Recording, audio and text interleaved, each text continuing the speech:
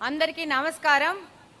Telugu Desam party జాతీయ అధ్యక్షులు గౌరవనీయులు నవ్యాంధ్ర రథసారథి కష్టకాలంలో రాష్ట్రాన్ని అన్ని రంగాల్లో ముందుకు తీసుకెళ్తూ ఉన్న మన ముఖ్యమంత్రి మాన్యశ్రీ చంద్రబాబు నాయుడు గారికి, అలాగనే యువగలం పాదయాత్రలో యువతకి స్ఫూర్తినిస్తూ వాళ్ళకి భరోసా నింపుతూ రాష్ట్రానికి తన కృషితో అన్ని రకాల పెట్టుబడులను తీసుకొస్తూ మూడవ తరం యువతకి దిశానిర్దేశం చేస్తున్న మన జాతీయ వర్కింగ్ ప్రెసిడెంట్ శ్రీ నారా లోకేష్ గారికి, మరియు రాష్ట్ర అధ్యక్షులు పల్లా శ్రీనివాసరావు గారికి, అలాగనే వేదిక మీద ఉన్న పోలిట్ బ్యూరో సభ్యులందరికీ, అలాగనే వేదిక ముందు ఉన్న తెలుగుదేశం పార్టీ నాయకులకి, అలాగనే ఈరోజు ఈ హైబ్రిడ్ మహానాడుకు దాదాపు 1875 క్లస్టర్స్లో మన తెలుగుదేశం పార్టీ కుటుంబ సభ్యులు పాల్గొంటూ వీక్షిస్తున్న ప్రతి ఒక్కరికి నమస్కారాలు తెలియజేసుకుంటున్నాను.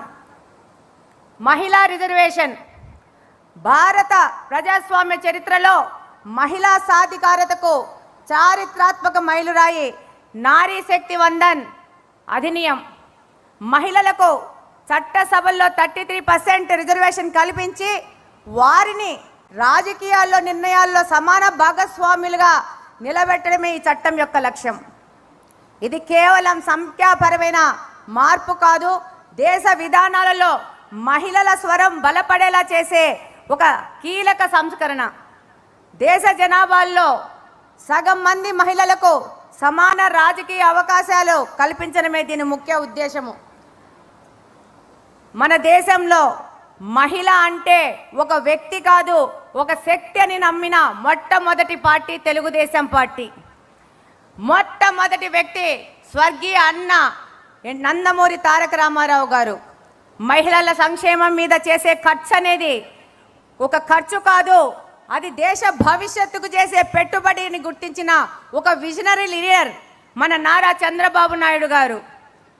మహిళా సాధికారత అంటే విద్య వైద్య రంగాలలో, విద్యా ఉద్యోగాలలో మహిళలకు కొంతమేర అవకాశాలు కల్పించి మహిళలకు ఆర్థికంగా రాజకీయ స్వేచ్ఛలతో పాటు ఆలోచనాపరమైన స్వేచ్ఛా నిర్ణయాలతో స్వేచ్ఛా గౌరవం ఉండాలని నమ్మిన వ్యక్తి మన యువ నాయకులు నారా లోకేష్ గారు.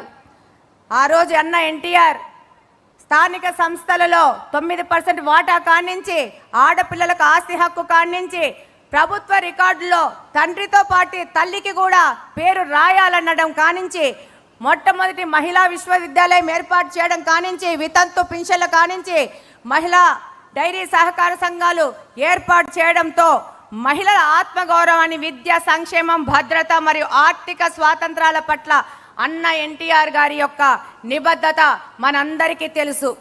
నేటి తరం నాయకులు శ్రీ నారా చంద్రబాబు నాయుడు గారు ఆ యొక్క నిబద్ధతను ఇంకా కొంచెం ముందుకు తీసుకెళ్తూ మహిళల యొక్క గౌరవాన్ని పెంచారు.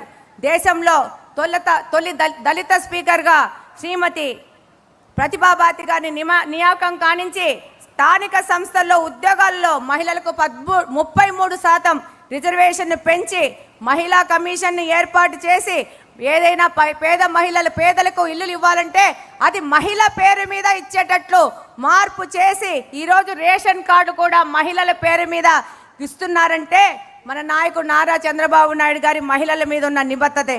ఈరోజు చంద్రబాబు నాయుడు గారి మానస పుత్రిగా డ్వాక్రా ఏర్పాటు కానించి, ఆ రోజు దీపం పథకం ద్వారా ప్రతి ఒక్క పేద గృహిణికి ఉచిత గ్యాస్ కనెక్షన్ ఇచ్చారు. అలాగనే ఒక వినూత్న పద్ధతిలో ఆ రోజుల్లో ఆర్టీసీలో డ్రైవర్లకు, కండక్టర్లకు మహిళలను తీసుకున్నారు. ఇవన్నీ మహిళా పక్షపాతిగా శ్రీ నారా చంద్రబాబు నాయుడు గారు నిలిచారు. ఈరోజు కూటమి ప్రభుత్వం అధికారంలోకి రాగానే దీపం 2.0 కింద 3 సిలిండర్ ఉచితం కానీ, మహిళలకి బస్సుల్లో ఫ్రీ కానీ, తల్లికి వందనం ద్వారా మహిళా ఆడపిల్లలు స్కూల్ డ్రాప్అవుట్స్ కాకుండా ఈరోజు మహిళల కోసం ఎన్నో కార్యక్రమాలు చేస్తున్నారు. మహిళా రిజర్వేషన్ అనేది ప్రభుత్వాలు చేపట్టాల్సిన సంక్షేమమో లేదో బాధ్యతనో కాకూడదు, దాన్ని మహిళల హక్కుగా భావించాలని ఈ సందర్భంగా తెలియజేసుకుంటున్నాను. 48% ఉన్న మహిళలకి జీడీపీ కేవలం 18%గా చూపిస్తున్నారు. దీనికి కారణం అన్ఆర్గనైజ్డ్ సెక్టార్లో మహిళలు పనిచేస్తున్నారు, వాళ్ళ కష్టాన్ని లెక్కించడం లేదు. అది మొత్తం కలిపితే ఈ యొక్క జీడిపి అనేది 30% వరకు చేరే అవకాశం ఉంది. ఈరోజు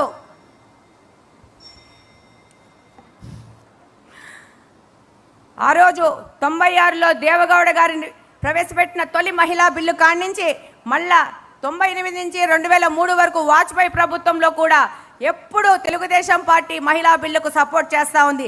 నిన్న ఎన్డీఏ ప్రభుత్వం ప్రవేశపెట్టిన బిల్లుకు కూడా తెలుగుదేశం పార్టీ సంపూర్ణ మద్దతు ఇచ్చింది. ఈరోజు ఈ మహిళా బిల్లును స్త్రీశక్తిలో భాగంగా తీర్మానాన్ని బలపరిచే ముందు ఈ కార్యక్రమానికి ముందుగానే మన నాయకుడు నారా లోకేష్ గారు రాబో ఎన్నికల్లో 33% రిజర్వేషన్ మహిళకు కేటాయిస్తాము, మహిళా క్యాండిడేట్లను ఎంపిక చేసేటప్పుడు 33% రిజర్వేషన్ ప్రకటిస్తామన్నందుకు ఇక్కడున్న మహిళా శాసనసభ్యులందరూ ఒక్కసారి నిలబడి నారా లోకేష్ గారికి అలాగనే మన ముఖ్యమంత్రి నారా చంద్రబాబు నాయుడు గారికి ఒక ధన్యవాదాలు తెలియజేసుకుంటారని కోరుకుంటున్నాను. చప్పట్లతో ధన్యవాదాలు తెలియజేసుకోవాలని కోరుకుంటా ఉన్నాను. మహిళలే కాదు, ఇక్కడున్న మా సోదరులు కూడా అందరూ లేచి ఈ యొక్క 33% పార్టీ నిర్ణయానికి వారి సంపూర్ణ మద్దతు కూడా ఈరోజు తెలియజేసుకున్నందుకు ఇక్కడున్న ప్రతి ఒక్క సోదరులకు అందరికీ ధన్యవాదాలు తెలియజేసుకుంటున్నాను. Thank you very much. ఈ అవకాశం ఇచ్చిన పెద్దలందరికీ ధన్యవాదాలు తెలియజేసుకుంటున్నాను. థ్యాంక్ యూ మాధవి గారు. ఇప్పుడు ఇదే తీర్మానాన్ని బలపరచవలసిందిగా అలానే మహిళా సంక్షేమం వీటన్నిటి గురించి మాట్లాడవలసిందిగా తీర్మానాన్ని బలపరచవలసిందిగా సింగనమల శాసనసభ్యురాలు బండారు